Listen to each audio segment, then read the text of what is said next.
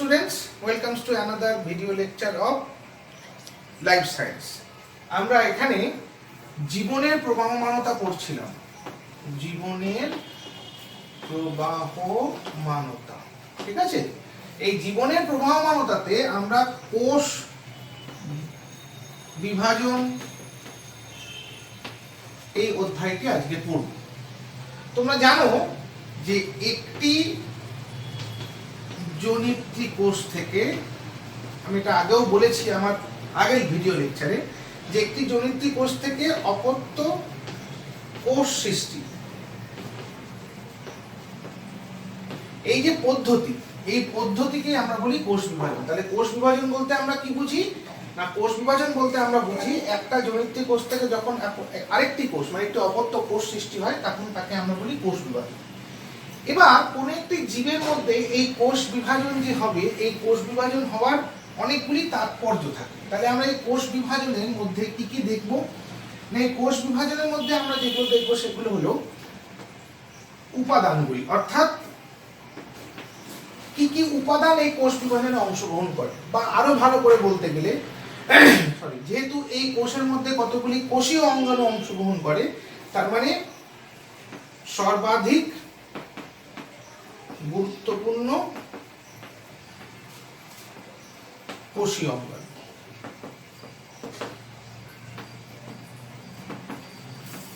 হলো, এরপরে আমরা দেখব 2 নম্বর হচ্ছে কি কোষ বিভাজনের উদ্দেশ্য। তোমরা জানো জীবদেহে প্রত্যেকটি শারীরবৃত্তীয় কার্যক্রমে, এটাকে আমরা শারীরবৃত্তীয় বলি। কেন এটাকে আমরা শারীরবৃত্তীয় বলি না, এই ধরনের কাজের মধ্যে বা এই ধরনের জৈব রাসায়নিক কাজের মধ্যে একটি কোষ অংশগ্রহণ করে, তাই একে আমরা শারীরবৃত্তীয় কাজ বলি। এই ধরনের শারীরবৃত্তীয় যে কোনো কোষের মধ্যে উপস্থিত যে কোনো ধরনের শারীরবৃত্তীয় কাজ, সেটা কোনো উদ্দেশ্য ছাড়া কখনোই সম্পন্ন হয় না। প্রত্যেকটি শারীরবৃত্তীয় কাজকে একটি নির্দিষ্ট উদ্দেশ্যের পূরণের জন্য সম্পন্ন হতে হয়। তাহলে এক্ষেত্রেও কোষ বিভাজনের একটা নির্দিষ্ট উদ্দেশ্য আছে, কোষ বিভাজনের কিছু, তাহলে কোষ বিভাজনের তাৎপর্য বা উদ্দেশ্য। 3 নম্বর হচ্ছে প্রকারভেদ। 3 নম্বর হচ্ছে প্রকারভেদ। তাহলে কোষ বিভাজন কয় প্রকার, তাহলে এই প্রকারভেদ থেকে আমরা বুঝতে পারছি যে কোষ বিভাজন একাধিক প্রকারের হতে পারে। আর তারপরে হচ্ছে পদ্ধতি, কোষ বিভাজনের যে পদ্ধতি হয় সেগুলো। তাহলে আমরা কোষ বিভাজনের 4টে টোটাল বা 4টে সর্বমোট অংশ দেখলাম। একটিকে আমরা বলছি তার কি উপাদান, তার কোষ উদ্দেশ্য, প্রকারভেদ ও পদ্ধতি। এবার যদি আমরা এই সমস্ত বস্তুগুলিকে খুব ভালোভাবে দেখি, তাহলে আমরা কি দেখব, এবার আমরা প্রত্যেকটা জিনিস একবার একবার করে আস্তে আস্তে গুলো আমরা দেখব। প্রথমে আমরা আসি কোষ বিভাজনের বিভিন্ন উপাদান। কোষ বিভাজনের উপাদান বলতে আমরা আগেই জেনেছি যে নিউক্লিয়াস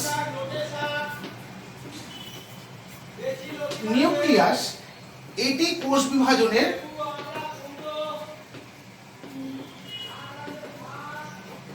সর্বাধিক গুরুত্বপূর্ণ অংশ। তাহলে নিউক্লিয়াস হচ্ছে কোষ বিভাজনের সর্বাধিক গুরুত্বপূর্ণ অংশ, অর্থাৎ এই নিউক্লিয়াসের বিভাজনটাই কিন্তু কোষ বিভাজনের ক্ষেত্রে মূল উপপাদ্য বিষয়।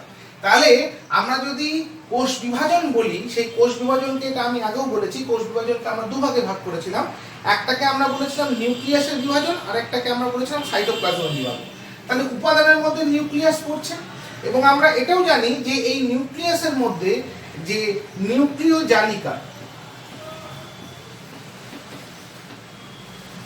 এই নিউক্লিয় জালিকা থেকে এই ক্রোমোজোমগুলি আসে। এটা তোমরা আমরা আগের ভিডিওতে দেখেছো।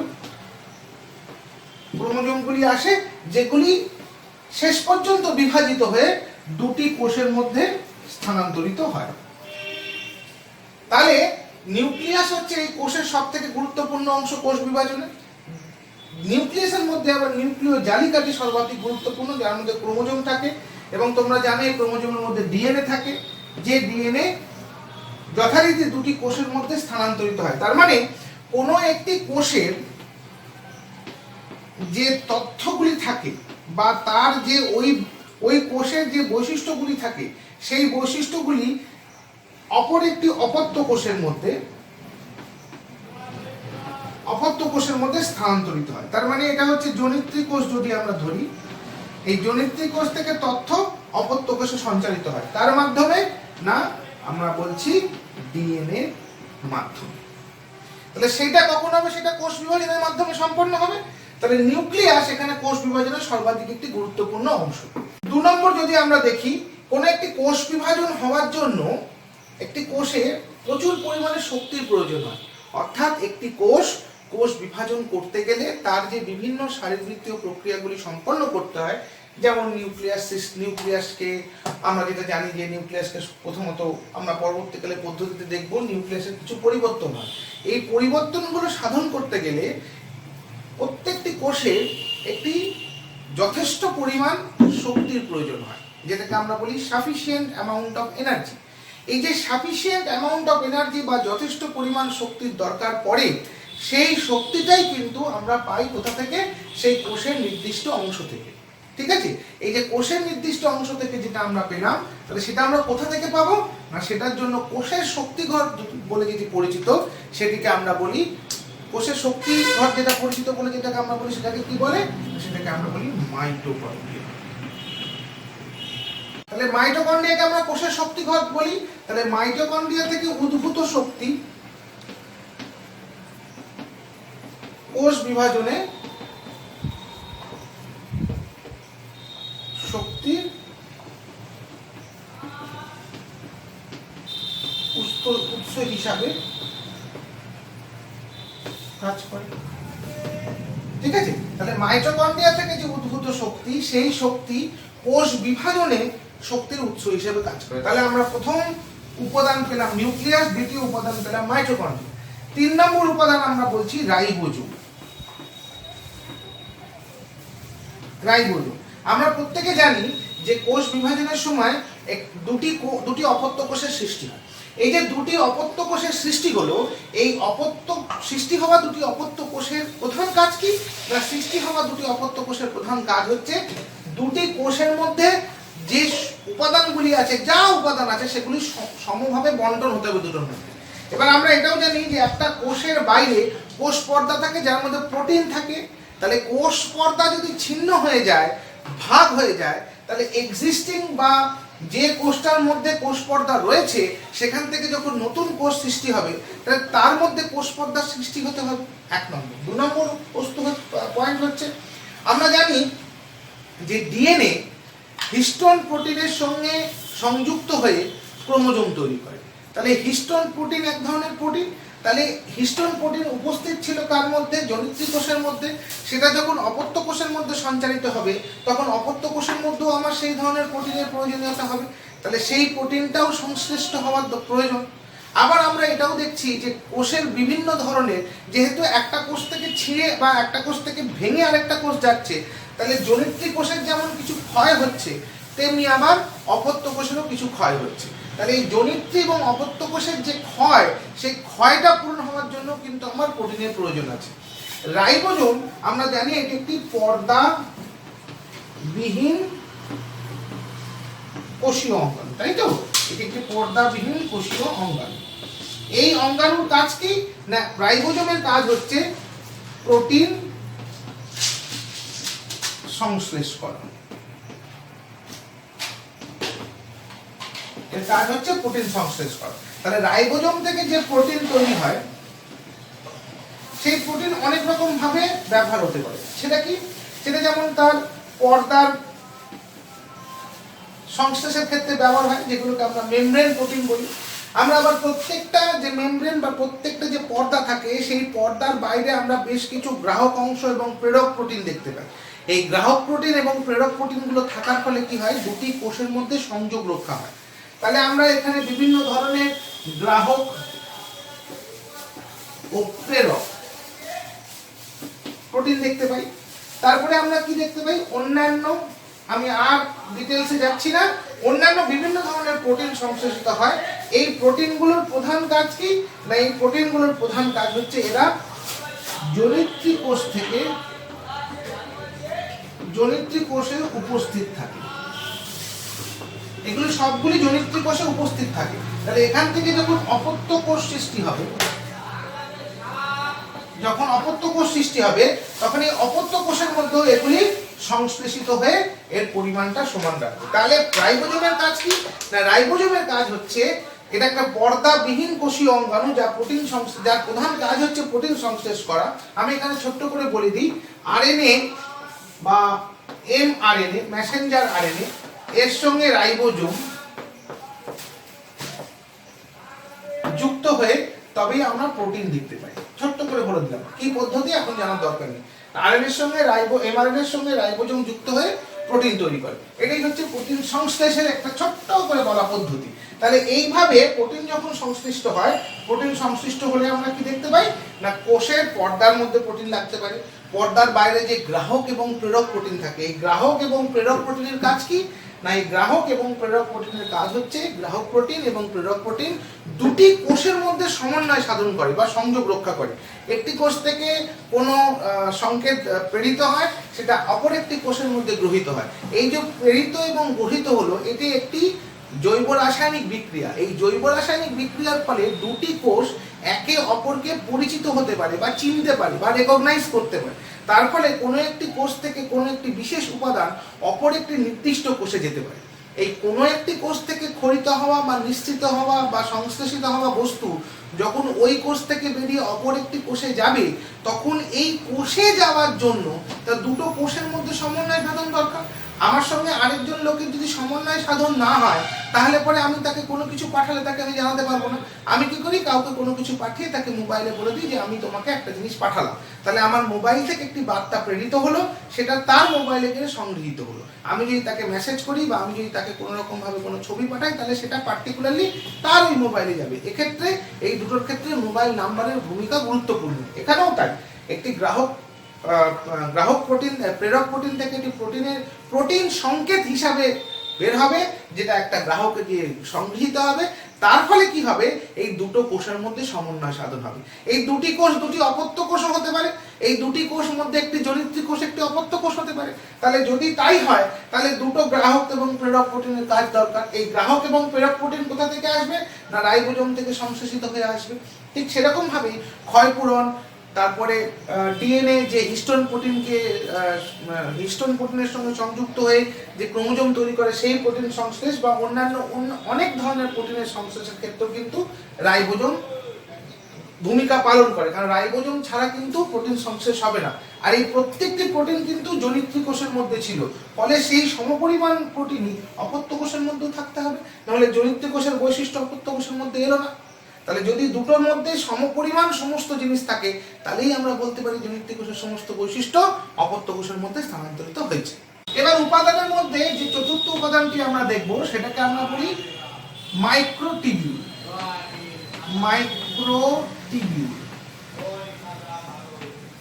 বা অনুনালিকা। এই অনুনালিকার প্রধান কাজ কি না, এই অনুনালিকার প্রধান কাজ হচ্ছে, আমি একটু ছবি আঁকছি। ধরো এই একটা কোষ, এটি একটি প্রাণী কোষ। এই প্রাণী কোষটি বিভাজিত হবে এবং আমরা জানলাম যে ক্রোমোজোম তৈরি হয়ে গেল। তাহলে আমি ধরলাম এই হচ্ছে ক্রোমোজোমগুলি, এই হচ্ছে আমার ক্রোমোজোমগুলি। আমি বেশি না, আমি দুটি ক্রোমোজোম দিয়ে দেখাচ্ছি। এই হচ্ছে আমার ক্রোমোজোম দুটি। তাহলে এই ক্রোমোজোম দুটি কোন দিকে যাবে, অর্থাৎ কোষের দুটি প্রান্ত কোন হিসাবে, এই হিসাবে দেখতে গেলে এটাও একটা প্রান্ত, এটাও একটা প্রান্ত, ঘুরে গেলে এটাও একটা প্রান্ত, এটাও একটা প্রান্ত। তাহলে এই ক্রোমোজোম কোন দিকে মুখ মানে সঞ্চরণ করবে, উপরের দিকে নাকি পাশের দিকে? তাহলে ক্রোমোজোমের দিক নির্দেশ করতে গেলে,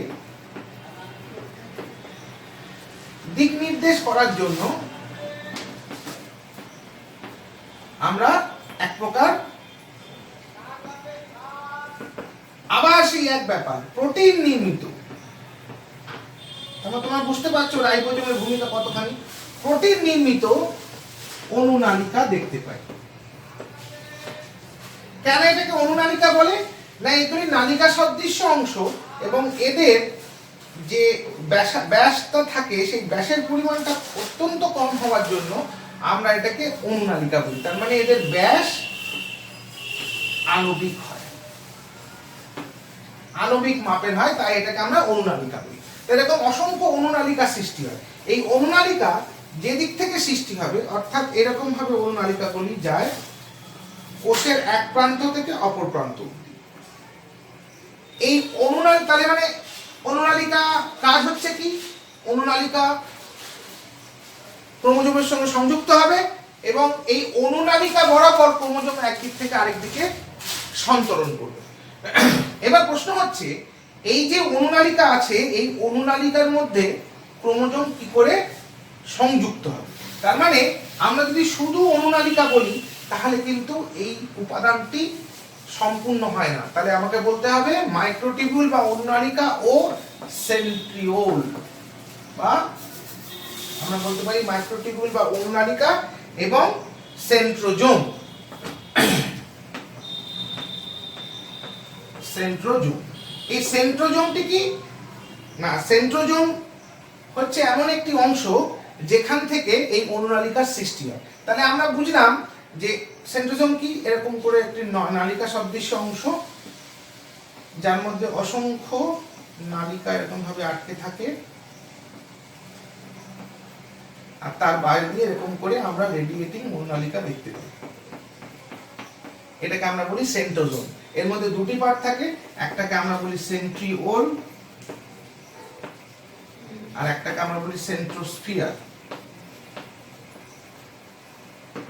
আর এর বাইরে যে রশ্মির মতন যেগুলো বেরিয়ে যায় সেগুলোকে আমরা বলি অ্যাস্ট্রাল রশ্মি। এই অ্যাস্ট্রাল রশ্মিগুলি পরবর্তীকালে সৃষ্টি করে কি, অনুনালিকা। হ্যালো, এগুলি সৃষ্টি করে অনুনালিকা। তাহলে আমরা দুটো জিনিস জানলাম যে মাইক্রোটিবিউল বা অনুনালিকা সেন্ট্রোজোমের অ্যাস্ট্রাল রশ্মি থেকে সৃষ্টি হয়। সেন্ট্রোজোমের দুটি অংশ থাকে, একটাকে আমরা বলি সেন্ট্রিওল, এটাকে আমরা বলি সেন্ট্রিওল, আর বাইরের এই অংশটাকে আমরা বলি সেন্ট্রোস্ফিয়ার। আর এই সেন্ট্রোস্ফিয়ারে সেন্ট্রিওলকে ঘিরে প্রচুর পরিমাণে অ্যাস্ট্রাল রশ্মি মিশ্রিত হয়। এই অ্যাস্ট্রাল রশ্মিগুলো থেকেই কিন্তু অনুনালিকার সৃষ্টি হয়, যে অনুনালিকা ক্রোমোজোমের মধ্যে দিয়ে যায়। এখন প্রশ্ন হচ্ছে, যেখানে আমি আটকালাম, যে এই যে অনুনালিকাগুলি তৈরি হচ্ছে সেগুলি ক্রোমোজোমের মধ্যে কোথায় আটকাবে, কোন জায়গাটাতে এরা ক্রোমোজোমের সঙ্গে সংঘবদ্ধ হবে। তাহলে আমাকে বলতে হয় সেন্ট্রোজোম ও সেন্ট্রোমিয়ার। যদিও এই সেন্ট্রোমেরিক অংশটি কিন্তু আমরা ক্রোমোজোমের মধ্যে পড়েছি, তার মানে আমরা এখানেই দিয়ে দেবো ও, আর এইটাকে আমরা রাখবো ব্র্যাকেটে, কারণ সেন্ট্রোমিয়ার আমরা পড়ে ফেলেছি ক্রোমোজোমের মধ্যে।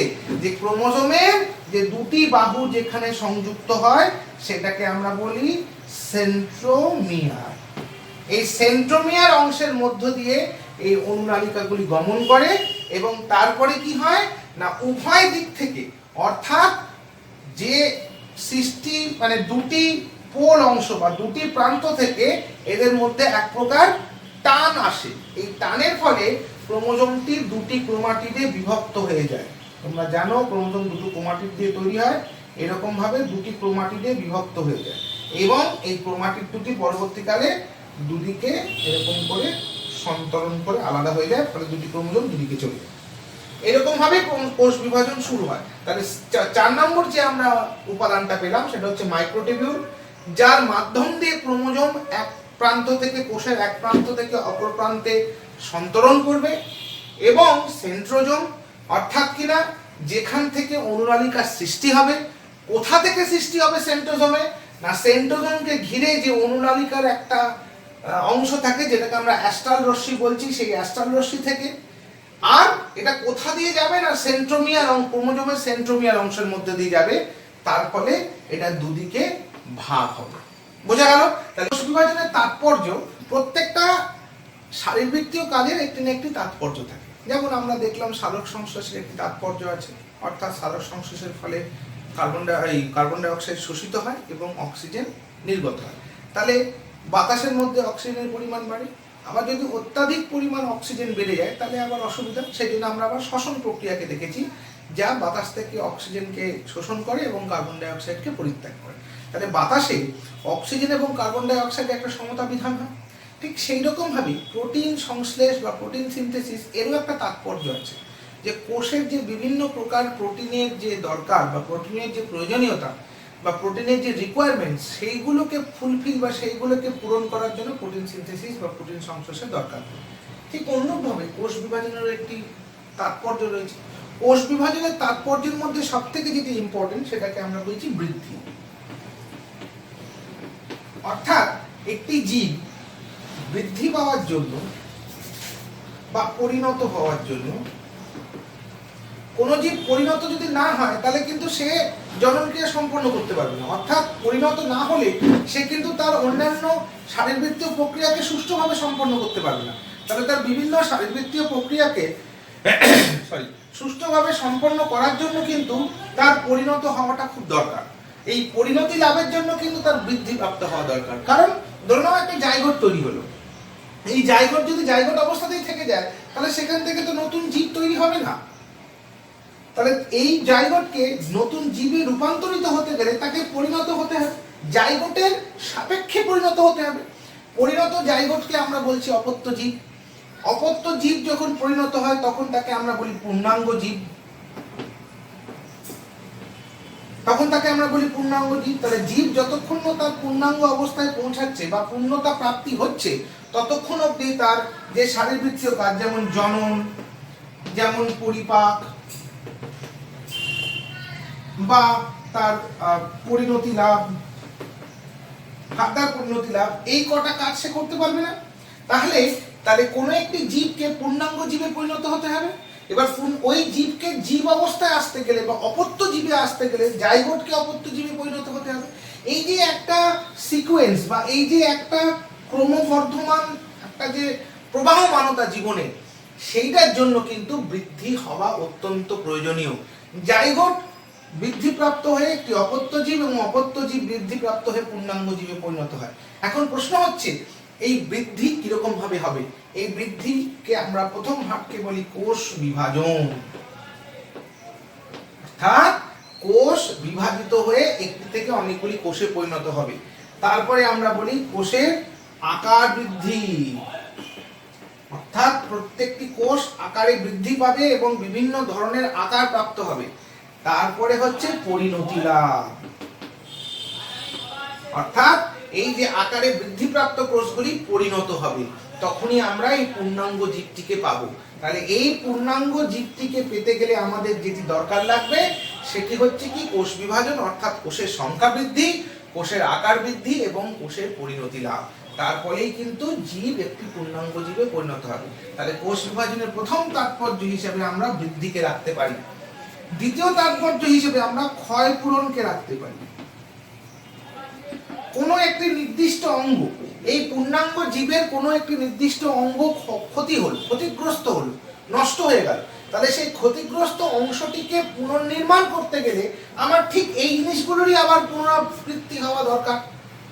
তাহলে পূর্ণাঙ্গ জীব পরিণতিতে লাভ করতে গেলে তার যে বিভিন্ন ক্ষয়পূরণগুলি হয়, সেই ক্ষয়পূরণের জন্যও কিন্তু আমরা কোষ বিভাজন প্রয়োজনীয়। তাহলে কোষ বিভাজনের তাৎপর্যে আমরা বলতে পারি প্রথমে হচ্ছে বৃদ্ধি, দ্বিতীয় হচ্ছে ক্ষয়পূরণ, এবং ৩ নম্বর বা সব থেকে গুরুত্বপূর্ণ যে অংশটি রয়েছে কোষ বিভাজনের তাৎপর্য হিসেবে আমরা যেটাকে নিই সেটিকে বলা হচ্ছে জনন বা বংশবৃদ্ধি। সেটাকে আমরা বলছি জনন বা বংশবৃদ্ধি।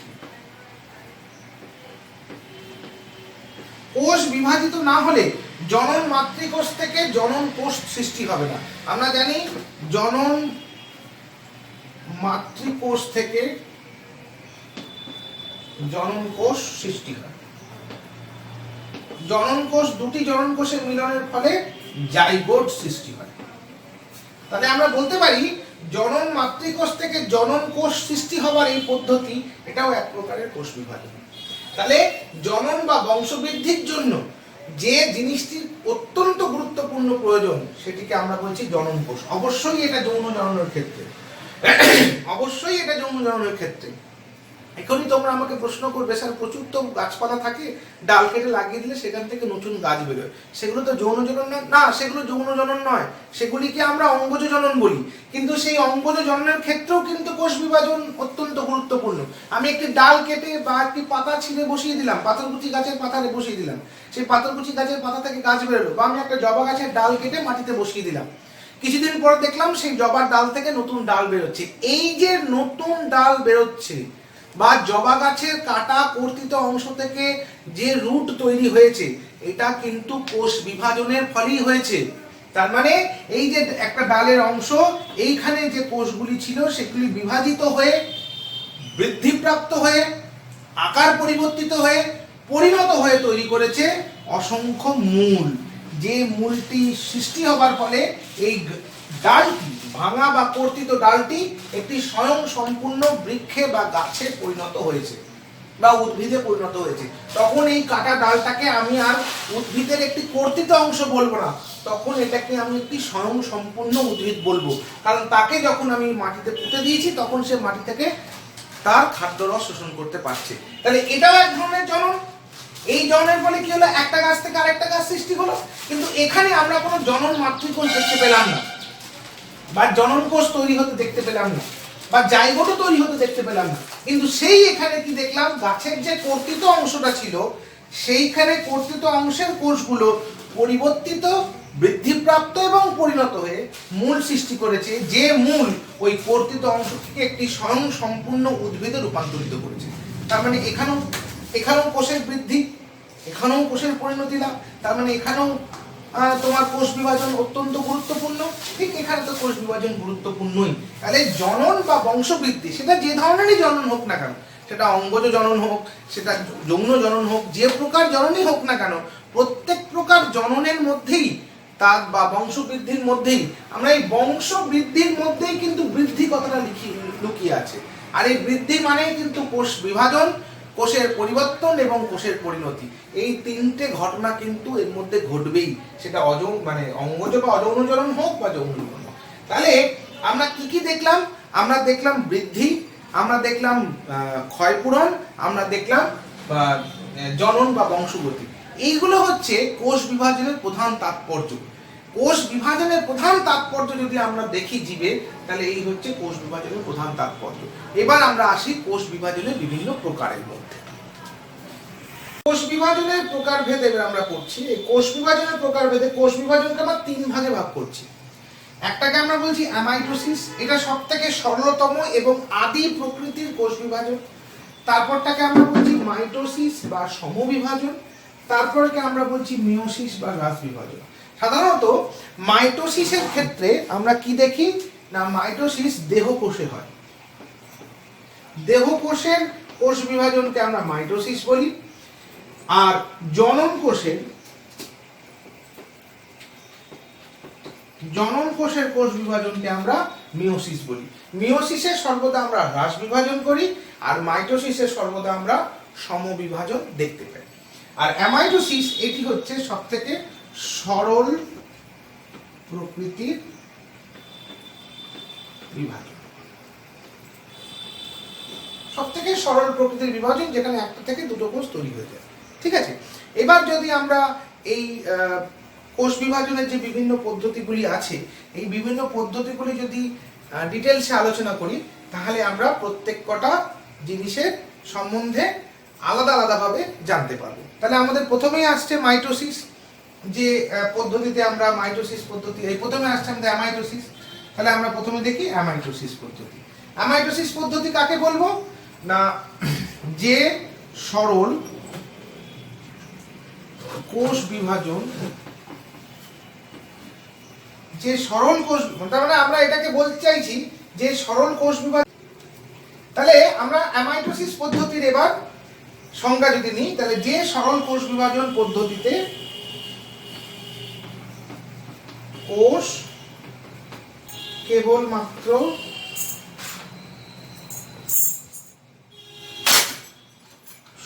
কেবলমাত্র সহজ পদ্ধতিতে বিভাজিত হয়। এটা হচ্ছে কোষ বিভাজনের সবথেকে সরলতম সংজ্ঞা। আমরা এবার এই একটু ডিটেইল সম্বন্ধে দেখি।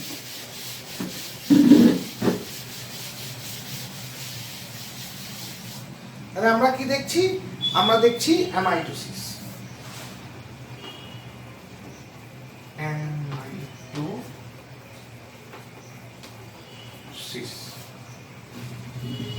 অ্যামাইটোসিস এই কথাটিকে আমরা দুটি ভাগে ভাগ করতে পারি। একটিকে আমরা বলি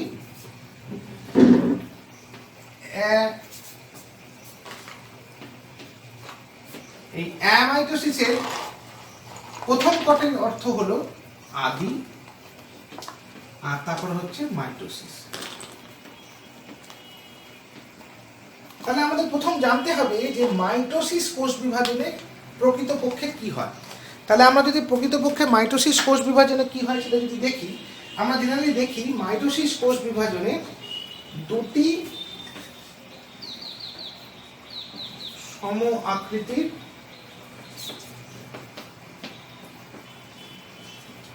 কোষ সৃষ্টি। তাহলে যে আদি মাইটোসিস পদ্ধতিতে কোষ বিভাজিত হয় তাকে আমরা বলছি অ্যামাইটোসিস। এবার দেখো ভালো করে, আমি এবার এটাকে ডিটেইলসে বলছি কিরকম হবে এর সংজ্ঞা। তাহলে আমরা প্রথমে সংজ্ঞা হওয়ার আগে দেখে নিই এর পদ্ধতি কিরকম। এই হচ্ছে একটি কোষ, এই হচ্ছে তার নিউক্লিয় অঞ্চল। এটা প্রথমে এরকম ডাম্বেল আকৃতির হয়ে যাবে, নিউক্লিয় অঞ্চলটি এরকম থাকবে, তারপরে নিউক্লিয় অঞ্চলটিও ডাম্বেল আকৃতির হয়ে যাবে। হ্যালো, এটা কিন্তু নিউক্লিয় অঞ্চল, আমি বারবার বলছি। তোমরা জিজ্ঞাসা করতে পারো যে স্যার এটাকে আপনি বারবার করে নিউক্লিয় অঞ্চল বলছেন, তার উত্তর আমি পরে দিচ্ছি। এরপরে কি হবে না, এই দুটো দিক ক্রমশ ভেতরে ঢুকতে থাকবে এবং এটা ক্রমশ সরু হতে থাকে। আলটিমেটলি আমি দেখতে পাবো এরকম দুটো কোষ তৈরি হয়ে যাচ্ছে। তাহলে কি হবে, এটি হচ্ছে জনিত্রী কোষ আর এটা হচ্ছে দুটি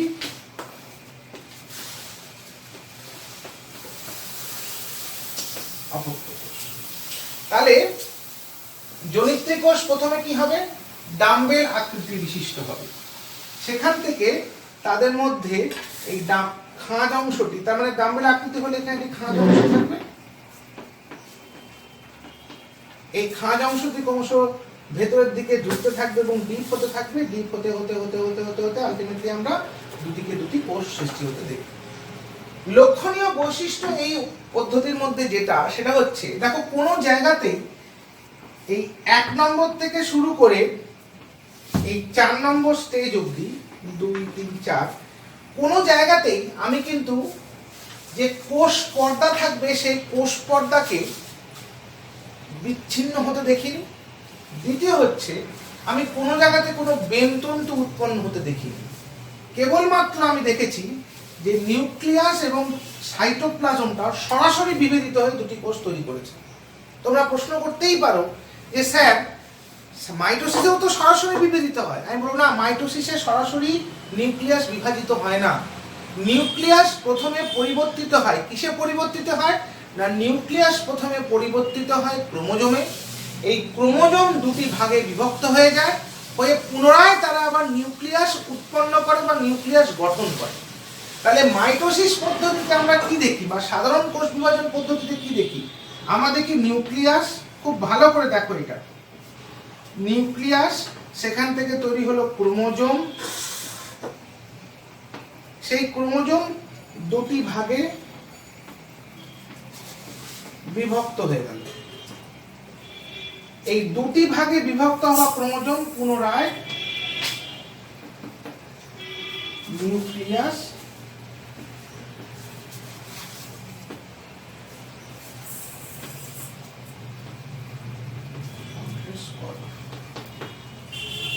তাহলে কি হলো, নিউক্লিয়াস পরিবর্তিত হয়ে ক্রোমোজোম উৎপন্ন করলো, ক্রোমোজোম দুটি ভাগে ভাগ হলো। এই দুটি ভাগের ক্রোমোজোম কি হলো না, দুটিকে দুটি নতুন নিউক্লিয়াস সংশ্লেষ করলো।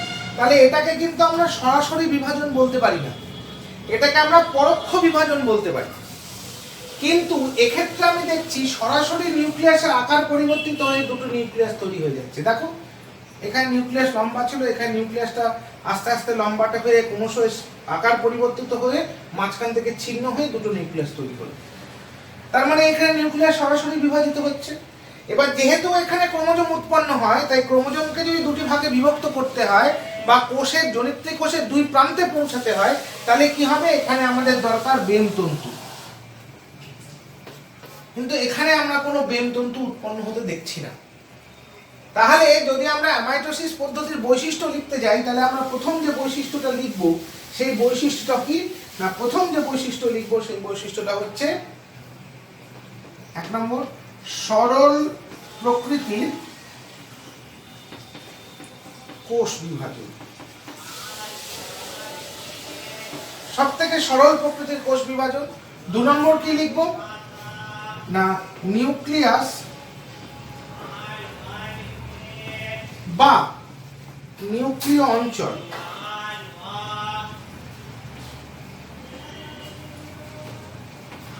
ও সাইটোপ্লাজম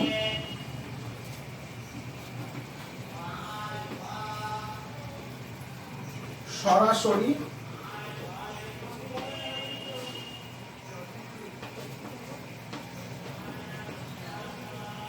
বিভাজিত হয়, সরাসরি বিভাজিত হয়।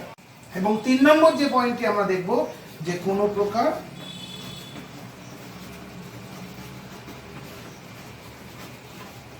বেমতন্তু গঠিত হয় না। ঠিক আছে, তাহলে এবার যদি আমরা অ্যামাইটোসিস পদ্ধতি এবং আরেকটি অদ্ভুত বৈশিষ্ট্য বা একটি সবথেকে লক্ষণীয় বৈশিষ্ট্য, দেখো কোনো জায়গায় কিন্তু নিউক্লিয়াসের কোনো অবলুপ্তি ঘটছে না। আমি যে এখানে লিখেছি নিউক্লিয়াস ও সাইটোপ্লাজম সরাসরি বিভাজিত হয়, তার মানে এখানে নিউক্লিয়াসের কোনো অবলুপ্তি ঘটে না। তাহলে এটাও আমরা এর একটা পয়েন্টে লিখতে পারি, নিউক্লিয়াসের অবলুপ্তি ঘটে না, তাহলে নিউক্লিয়াসের কোনো অবলুপ্তি ঘটছে না। তাহলে যদি আমরা এবার অ্যামাইটোসিসের সংজ্ঞা দিতে চাই, তাহলে আমরা কি লিখব সেইটা আমরা দেখি।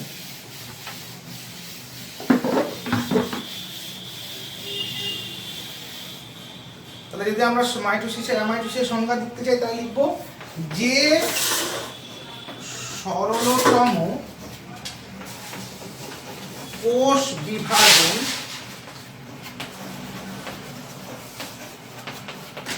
পদ্ধতিতে, তাহলে যে সরলতম কোষ বিভাজন পদ্ধতিতে নিউক্লিয় পর্দার অবলুপ্তি, নিউক্লিয় পর্দা অবলুপ্ত হয়ে গেলে নিউক্লিয়াসের কোনো গঠন থাকছে না, নিউক্লিয়াস অবলুপ্ত হয়ে যাচ্ছে। নিউক্লিয় পর্দা অবলুপ্তি না ঘটিয়ে এবং বেমতন্তু উৎপাদন ব্যতি রেখে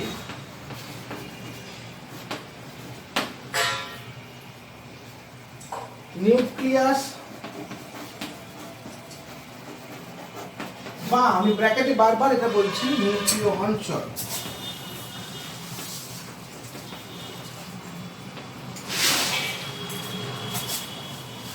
ও সাইটোপ্লাজম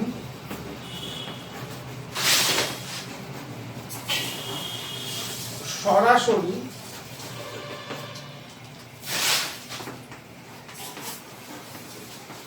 বিভাজিত হয়, তাকে বলে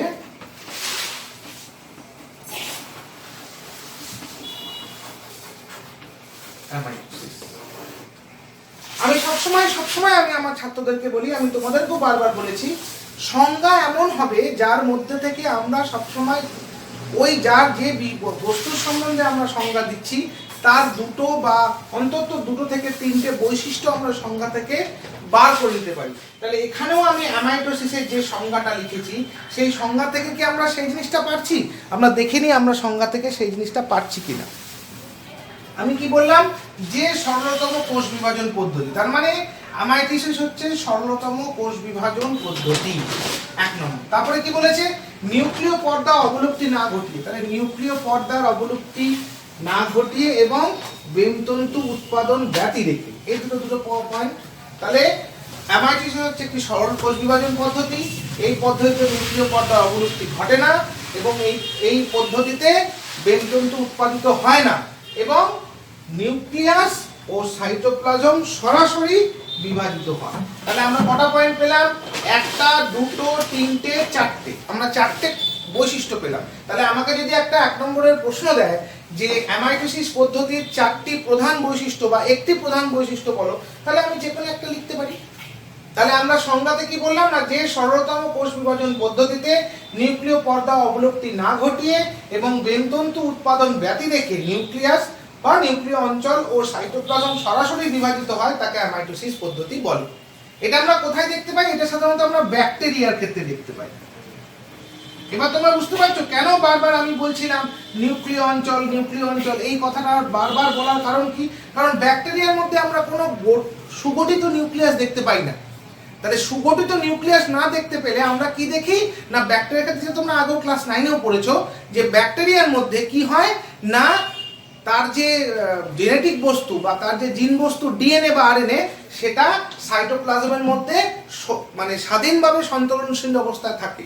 সেটা যেখানে থাকে সেই জায়গার সাইটোপ্লাজমটিকে একটি আমরা অস্বচ্ছ অংশ অবস্থায় দেখি, সেটাকে আমরা বলি নিউক্লিয়য়েড বা নিউক্লিয় অঞ্চল। তাহলে বিভাজিত হলে সেই নিউক্লিয় অঞ্চলটাই বিভাজিত হবে, সেজন্য আমি নিউক্লিয়াস অথবা নিউক্লিয় অঞ্চল বলেছি, ঠিক আছে। ও সাইটোপ্লাজম সরাসরি বিভাজিত হয়, তাহলে সাইটোপ্লাজমের সঙ্গে নিউক্লিয় অঞ্চল বা নিউক্লিয়য়েড বা নিউক্লিয়াস সরাসরি বিভাজিত হতে পারে। তাহলে এই হচ্ছে আমার অ্যামাইটোসিস পদ্ধতির সংজ্ঞা।